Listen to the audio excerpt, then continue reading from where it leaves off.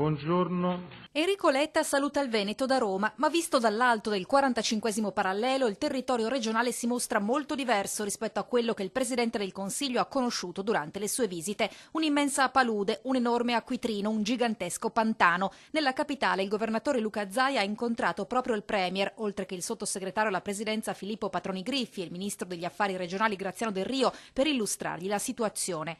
Danni ingenti, danni sulle spiagge, danni nelle campagne, danni all'agricoltura, danni alle imprese, danni alle famiglie, danni alle opere pubbliche, strade, frane, smottamenti.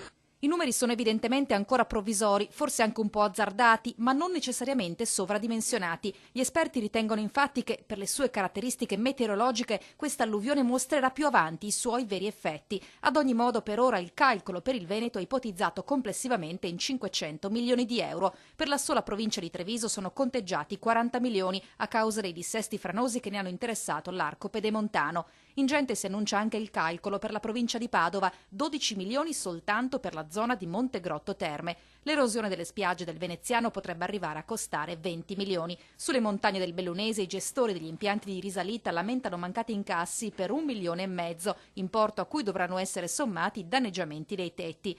Quanto all'agricoltura, Coldiretti denuncia perdite per almeno 10 milioni. Secondo quanto trapela dal colloquio romano, Letta avrebbe rappresentato una situazione di grossa difficoltà di cassa, quantomeno in questo momento, ma il Veneto non intende arretrare sul fronte dei risarcimenti e così la conta diventa il conto. Non ci rimettiamo a prenderne atto, ma nelle prossime ore contiamo di avere già una prima contabilità sommaria e di presentare una richiesta danni formale.